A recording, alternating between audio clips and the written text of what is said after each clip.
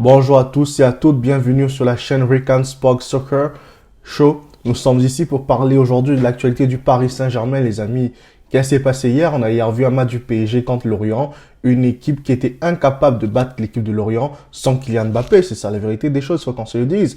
Est-ce que le Paris Saint-Germain est une équipe aujourd'hui qui fait peur au monde? Je pense que non, parce que quand Paris va perdre à Rennes, Paris fait des matchs bizarres. Paris se prend un 2-1 contre City alors que le City ne marque que sur des buts bêtes.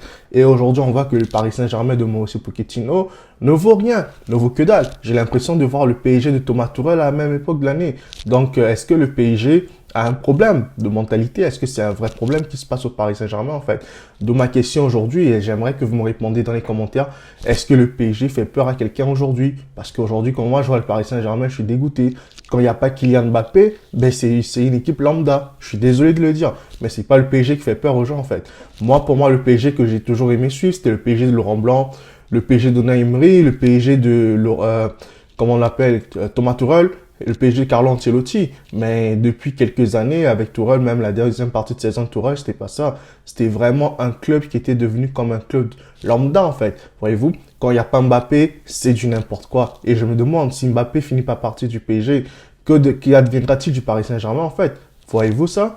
Donc, il faudrait qu'on se pose des bonnes questions. Il faudrait que les Qataris commencent à investir dans les bonnes parties du PSG. Parce que j'aime bien quand les gens viennent toujours dire, oh non, c'est un problème de structure. Mais non, les amis, c'est pas un problème de structure, c'est un problème d'entraîneur. Il faut trouver un vrai entraîneur qui soit adapté au club.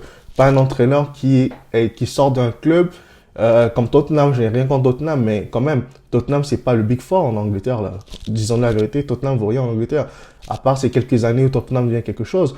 Mais la réalité est que c'est pas parce qu'un entraîneur fait des choses avec une petite équipe qu'il peut entraîner une grande équipe comme le Paris Saint-Germain de Messi.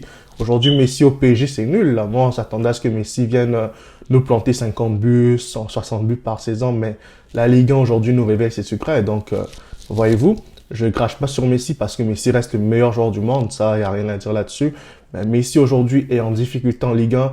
Pendant que Neymar, quand il venait d'arriver au Paris Saint-Germain, il était bon en Ligue 1. Donc ça, c'est une vraie problématique, une vraie question qu'on doit se poser.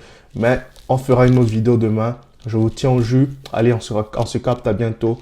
Portez-vous bien. Et n'oubliez pas, si cette vidéo vous a plu, souscrivez à Rican Sport Soccer Show. Merci et à bientôt pour les autres. Bye.